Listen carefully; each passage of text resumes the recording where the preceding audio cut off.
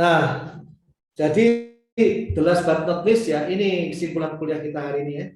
Kita tadi hari ini ngomong ontologi dalam konteks sains ya. Jadi supaya Anda nggak pusing, Anda ingat ya diagram Venn tadi. Kita ngomong di sini semua ini ontologi saya dalam konteks sains. Kita nggak sedang ngomong ontologi dalam konteks agama, dan kita nggak sedang ngomong ontologi dalam konteks filsafat karena itu bahasan yang sangat dalam. Nah, tapi Anda juga nggak bingung ketika para saintis kakap seperti Einstein, Michio Kaku, ya, Newton, dan lain-lain ya, mereka mengaitkan dengan agama dan filsafat ya nggak ada masalah. Tapi yang kita bahas dalam kuliah ini adalah ontologi, ya, framework filosofi ya, dalam kaitannya dengan metodologi ilmiah. Nah, di mana nanti minggu depan akan kita perdalam lagi. Setiap ontologi itu pasti ada kaitan dengan epistemologi dan aksiologi ya. Jadi itu merupakan epistemologi dan aksiologi itu seolah-olah jadi satu paket lah dengan ontologi ya. Logical positivism itu nanti epistemologinya adalah teori kebenaran konsistensi dan teori kebenaran korespondensi kayak gitu ya, dan seterusnya.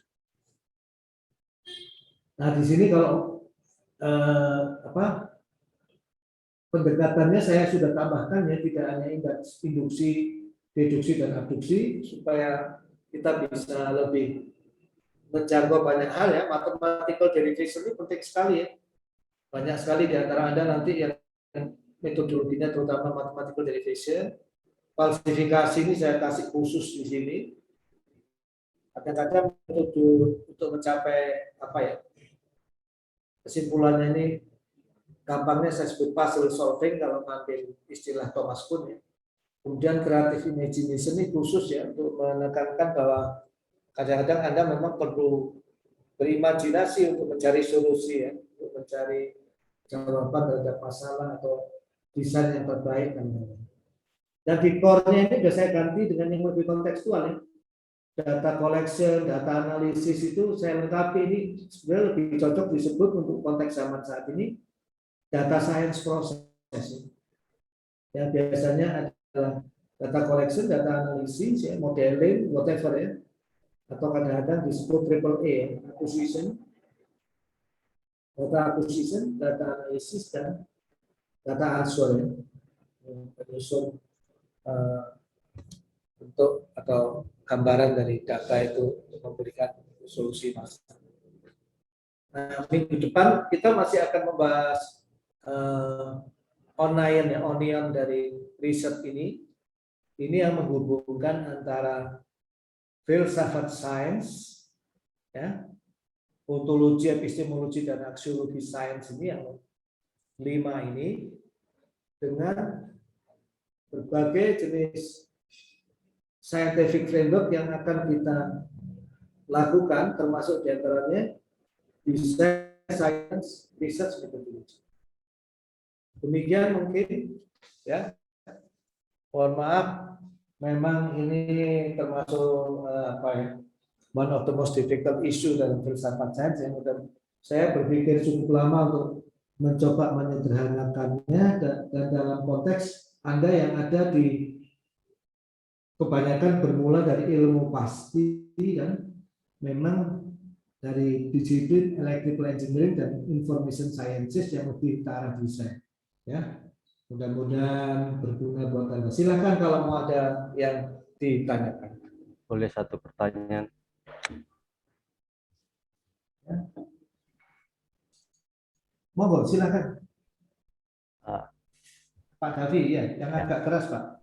Saya mau tanya masalah tadi yang berhubungan dengan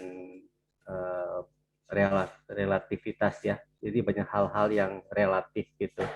Jadi bagaimana misalnya kalau kita membuat penelitian di dalam bidang data science ya, yang berhubungan dengan yang berubah-berubah gitu, yang sifatnya tidak jelas. Contohnya misalnya kita menyelidiki virus gitu kan, tapi virus itu kita kayak COVID atau antivirus program juga selalu kan ada yang berubah-berubah, jadi kita tidak bisa pastikan bahwa itu selalu tepat gitu.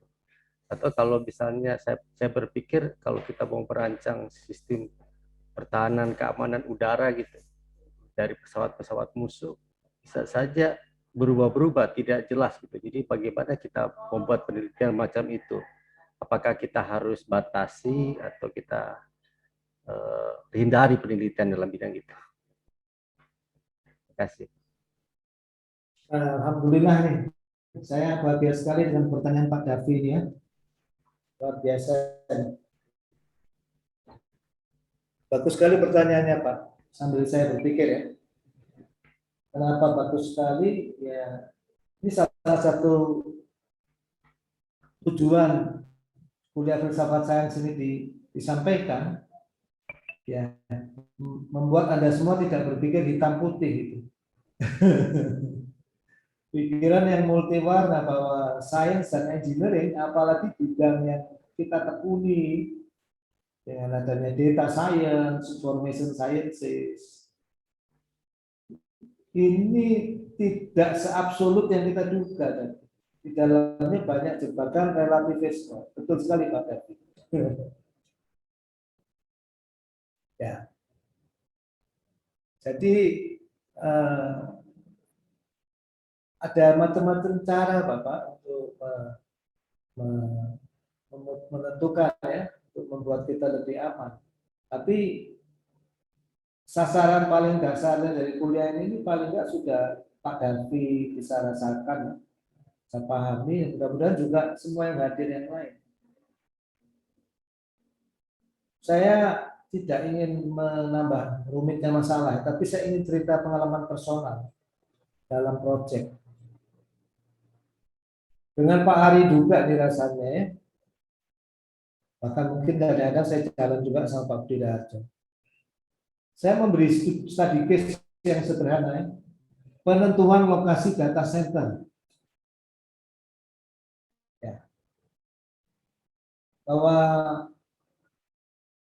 menurut disiplin business continuity management dan standar konsensus business continuity management dunia ya, bisa Anda cek nomornya BS 2599. Ya.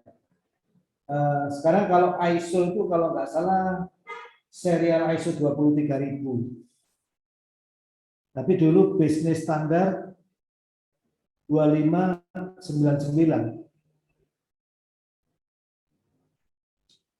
Nah, itu pembahasan mengenai standar disaster recovery itu meningkat pesat, signifikansinya jadi bernilai secara aksiologis sangat penting buat seluruh pelaku industri, itu terutama setelah peristiwa 11 September 2001.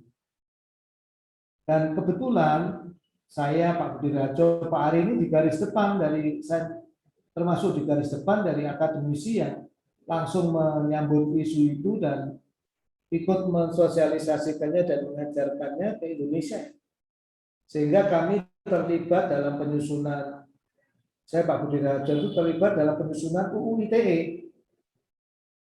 Di UU ITE dan PPPSTE, Undang-Undang Information Transaction Elektronik, salah satu undang-undang yang S3ST ini seharusnya kenal ya, itu disebutkan keharusan memiliki disaster recovery center, pusat pemulihan bencana untuk institusi negara tertentu ya. Ya, nanti itu diterjemahkan dalam peraturan pemerintah PSTE. STE-nya sistem dan transaksi elektronik kalau nggak salah. Nah, di dalam dunia perbankan itu diterjemahkan lagi atau ada hukumnya khusus dahulu tahun 2007 kalau nggak salah ya. Itu awalnya disebut Peraturan Bank Indonesia Manajemen Risiko Teknologi Informasi. tahun 2013 atau 14-an itu BI dipecah jadi OJK dan Bank Indonesia, maka PBI Manajemen Risiko Teknologi Informasi itu berubah menjadi Peraturan OJK Risiko Teknologi Informasi, Manajemen Risiko Teknologi Informasi 2016. Ini kebenaran konsensusnya Bapak-bapak, Ibu-ibu ya dari sisi law. Tapi ada kebutuhan, realitasnya ya, ontologi kebutuhan hukum itu tadi saya jelaskan. Ada kejadian 11 September ya. Tentu nanti sebelumnya sudah ada ontologi sebelumnya itu apa ya? Bencana alam ya. Kayak tsunami Aceh. Wah, itu ramai ceritanya masalah data center. Kalau ada institusi negara yang data centernya hanya di Aceh, ya, katakanlah Badan Pertanahan misalnya, itu habis kena tsunami, terus bagaimana memecahkan persoalan tanah ya, antara tetangga-tetangga yang bertikai, yang suratnya pun hilang gitu, karena kena tsunami. Dan saksi-saksinya banyak yang meninggal juga. Di antaranya teman karib saya yang meninggal di sana, Bapak.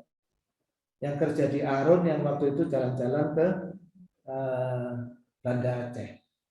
Nah, mohon maaf ini ceritanya agak panjang ya. Saya sebetulnya dalam pengajaran ini menggunakan metodologi POSMO, Bapak. Mengambil Bapak masuk dalam experience apa yang saya alami untuk memperdalam pertanyaannya Pak Devi. Karena hanya dengan contoh nyata ini Bapak-bapak bisa merasakan nanti betapa pentingnya pertanyaan Pak Devi. Nah, terus hukum itu menimbulkan keharusan. Bank-bank itu harus punya disaster recovery center. Jadi semua bank di Indonesia yang tadinya punya satu data center harus bisa beroperasi di data center maupun DRC. Jadi misalnya Jakarta tenggelam oleh tsunami, seluruh bank itu harus punya data center, tidak boleh di Jakarta, harus ada jarak minimalnya. Di mana nanti rekening kita dan lain-lain itu bisa diakses. Ya. Nah, itu menimbulkan sebuah kebutuhan praktikal yang luar biasa. Sampai hari ini belum selesai. Bank-bank besar itu ada yang belum. Bapak bisa bayangkan ya, satu bank besar itu bisa punya aplikasi itu 800 aplikasi, Bapak. Database-nya berapa? Luas perusahaan di Indonesia itu data centernya luasnya bisa 800 meter persegi. Jumlah core servernya itu bisa ribuan. Aplikasinya berapa? Membuat DRC itu di atas kertas gampang, secara praktikal luar biasa sulit secara praktikal. Kenapa saya bisa bicara seperti itu? Sampai saat ini kita masih punya tim. Lebih dari 10 orang itu mendampingi ya. Perusahaan-perusahaan itu untuk membuat DRC demikian susah untuk meyakinkan bahwa kalau Jakarta tsunami, DRC alternatifnya itu berjalan dengan baik. Nah, sekarang saya mengerucutkan persoalan karena rumitnya. Persoalannya kita kerucutkan simpel saja. Katakanlah saya sebuah bank atau katakanlah saya institusi Kementerian Keuangan atau whatever, institusi besar Indonesia. Data center itu sekali dibangun yang nggak bisa diubah itu lokasinya, Bapak. Nah, dan lokasi ini penting. Bapak-bapak, ibu-ibu kalau cerita tentang pembangunan data center dan disaster recovery center, isu pertama itu location, isu kedua location, isu ketiga location. Kita cari lokasi misalnya yang bebas dari bencana di Kalimantan. Wah, itu paling sedikit masalah tsunami, masalah gempa itu daerah paling putih itu susah, itu jarang gempa. Kenapa kok jarang data center di sana? Ya karena pada saat isu ini muncul, di daerah yang paling aman gempa itu nggak ada akses listrik, Bapak, apalagi telekomunikasi.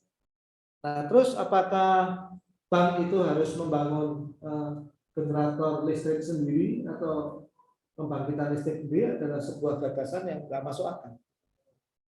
Nah, jadi secara praktikal eh,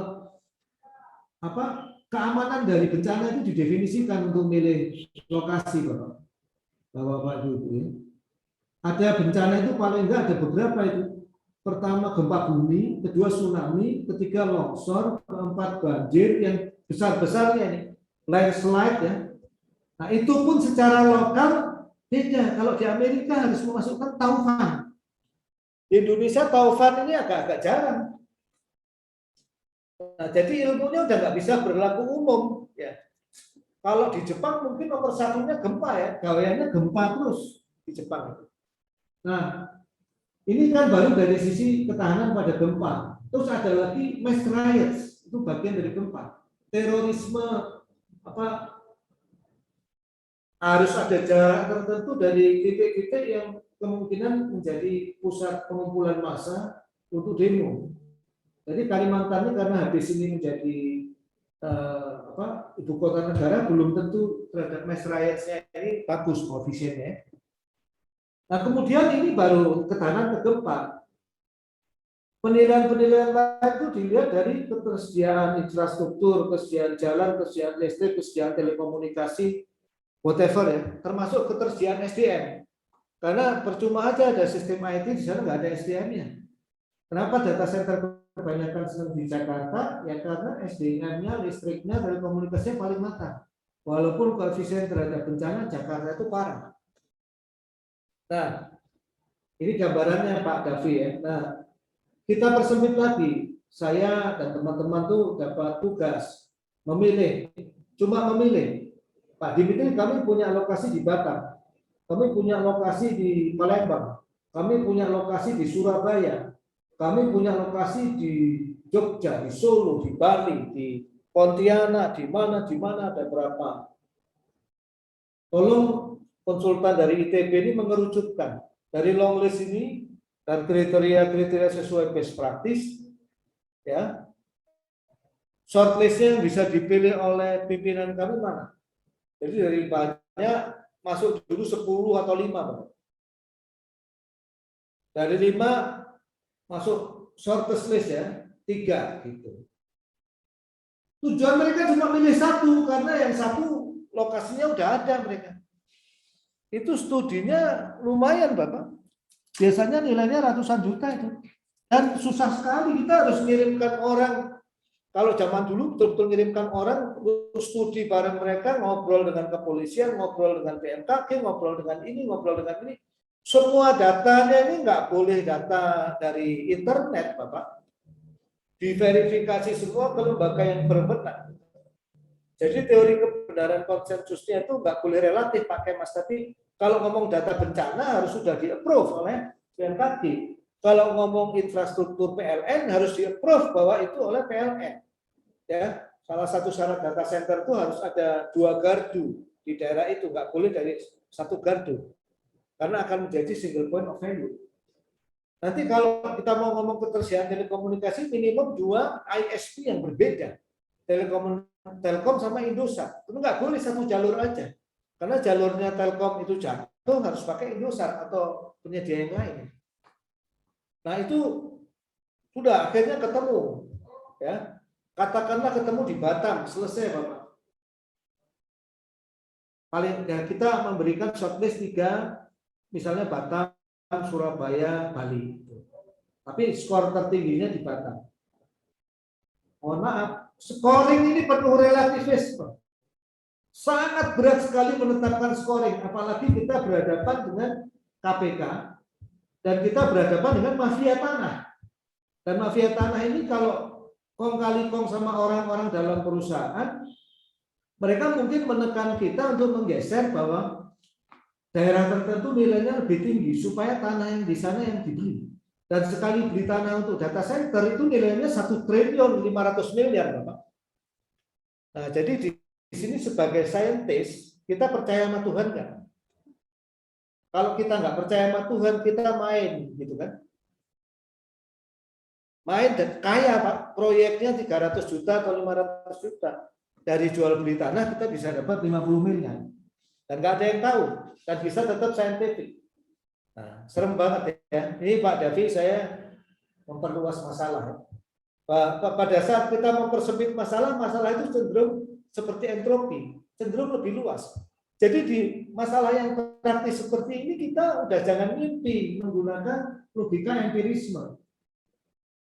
Logical positivism nggak bisa mengatasi masalah. Kita harus menggunakan 5 paradigma tadi semua, paling nggak 3. Logical positivism dicampur dengan postmodernism, relasi kekuatan, ya, dicampur lagi dengan apa? Pragmatisme.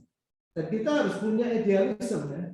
Dan kita harus tahu realitas terpentingnya kalau yang namanya data center itu pragmatik. Masyarakat itu harus terlayani. Kalau ada bencana itu tanggung jawab kita yang menentukan lokasi. Kalau ternyata lokasi yang kita pilih salah, misalnya nasabah suatu bank, misalnya Bank BNI, misalnya pada saat bencana data centernya nggak bisa nyala karena kita salah kajian. Itu namanya dosa jariah, bukan amal jariah. Sekian juta nasabahnya yang menderita itu kita dapat dosanya terus, kiriman dosa, karena apa? Kita salah secara sengaja, bias secara sengaja sebagai saintis, tidak meletakkan realitas yang seharusnya dijadikan realitas ontologis itu adalah kepentingan masyarakat di atas skalanya, gitu kan? Itu kita geser, jadi kepentingan diri kita, atau kita nggak awas terhadap power relation, ya, kesimpulan vendor campur tangan, para pedagang campur tangan lewat bisnis, lewat pemerintah. Nah, itu Pak. Nah, terakhir itu misalnya tapi tadi dapat 3 lokasi terbaik. Itu setelah studi 4 bulan, ya. Melibatkan mereka datang ke semua tempat itu, rumit sekali. Batam, katakanlah Surabaya, sama katakanlah Balikpapan. Skor tertinggi Batam, paling aman di situlah. Tahu-tahu pimpinan dari perusahaan atau lembaga negara itu setelah rapat Batam dicoret. Alasannya apa? Terlalu dekat dengan Malaysia dan Singapura, bisa diserang katanya. Selesai Pak. Studi tadi itu semuanya selesai. Loh, kalau gitu dari awal harus dimasukkan faktor jarak. Salah satu disaster itu adalah keamanan gitu. Makanya saya kaitkan dengan pandangan Bapak tadi itu kan kita ngomong masalah ketahanan negara. Jadi seluruh anak buahnya ini ketika set up parameter dari awal lupa memasukkan jarak dari negara lain, dan di standar data center dunia dimanapun itu kan ada standar penentuan lokasi, itu nggak ada Bapak jarak dari negara lain di dunia, karena seluruh standar dan lokasi data center yang saya tahu, ya, karena kita menentukan faktornya apa itu aja nggak boleh pakai pikiran sendiri Pak, harus pakai kebenaran konsensus, harus pakai standar. Itu nggak ada yang menyatakan jarak dari batas negara, karena di dalamnya ada asumsi bahwa dunia itu damai. Dan pimpinan perusahaan atau lembaga negara itu nggak salah. Nah, jadi sebetulnya itu ya harus studi ulang lagi. Sederhana sebetulnya, tinggal memasukkan koefisien itu, dinilai ulang pakai Excel, selesai, keluar yang tertinggi, ya, kalau bukan yang nomor 2, nomor 3 gitu. Nah, itu Pak Davi, Pak Hermanus, ya. Nah, nanti KPK misalnya masuk mengkomplain, biaya kenapa nggak dimasukkan? Wah, berubah lagi itu Pak. Oh, ini faktor biaya harus dimasukkan. Jadi bapak-bapak, ibu-ibu, ya, itu nasibnya para ilmuwan STI, elektroinformatika. Elektroinformatika itu di garis depan penerapan dengan masyarakat. Makanya bapak-bapak, ibu-ibu harus paham selain logiko positivisme ini. Kata relativisme itu sering saya garis bawahi. Kalau enggak, kenapa? Kita bisa berakhir dibui bapak-bapak dan ibu-ibu. Kita jujur, tapi secara nggak sadar kena pertarungan antar kekuasaan, pertarungan antar vendor, ya. Dan kita sebagai ilmuwan diancam juga kan, kalau kita nggak memenuhi kehendak klien, ya nggak dibayar. Padahal kita punya tim ada 10 orang yang nunggu dari kita. Biasa orang-orang perguruan tinggi biasanya kalau proyek nggak dibayar kelaparan.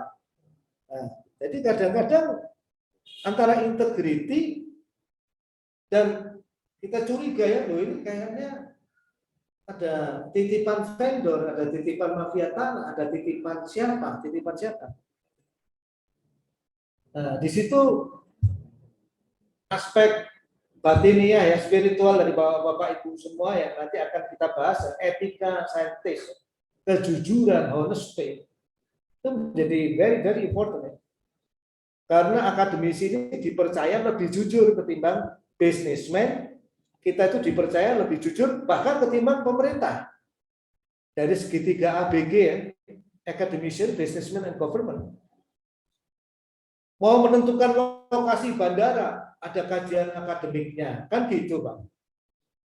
Nah, ternyata di kajian akademik itu banyak relativisme. Di sini kita harus berhati-hati dan harus tetap pada asas kejujuran ya, melihat persoalan ontologinya di mana.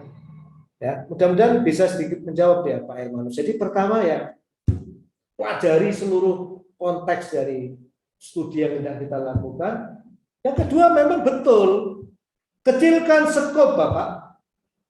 Sekarang makin di dunia posmo itu kita makin nggak bisa menjawab narasi besar.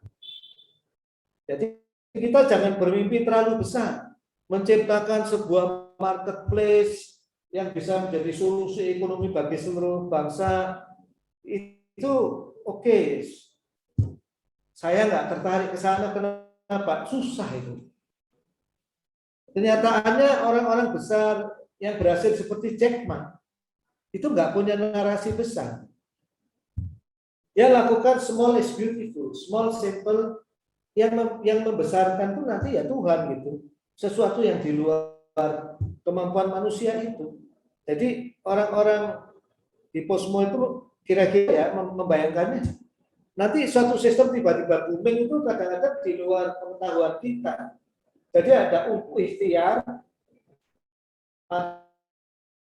kompetens ya, tapi ada juga namanya opportunity. Hal-hal yang di luar jangkauan kita. Itu ada yang ngatur.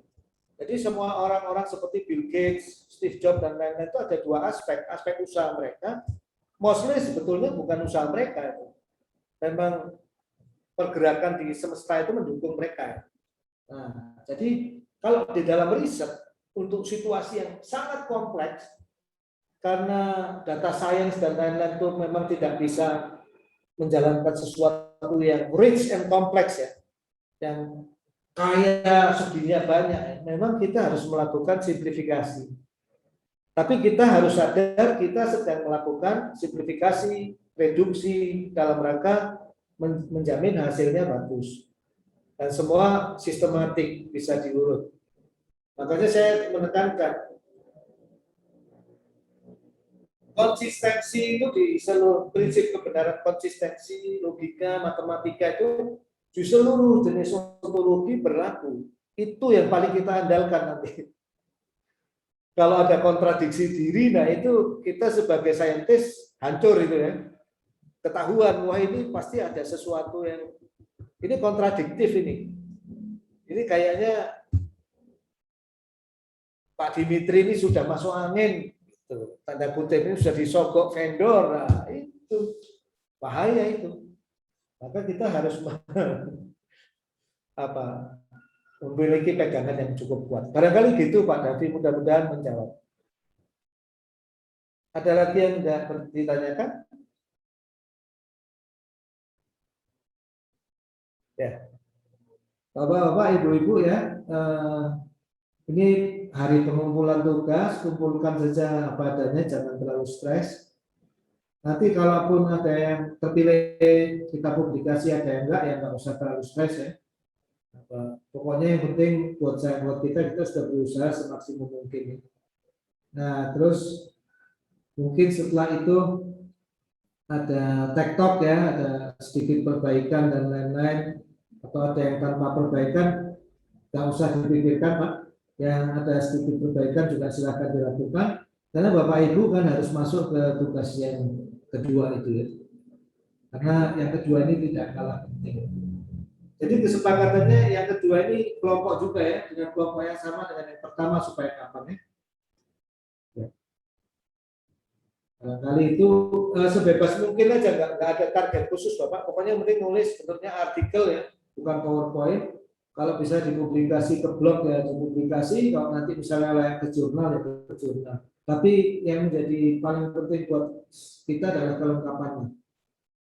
Dan ada kemungkinan 1-2 nanti saya panggil juga ya, nggak semua kelompok mungkin, untuk mempresentasikan apa yang dimaksud ini atau diskusi dengan saya.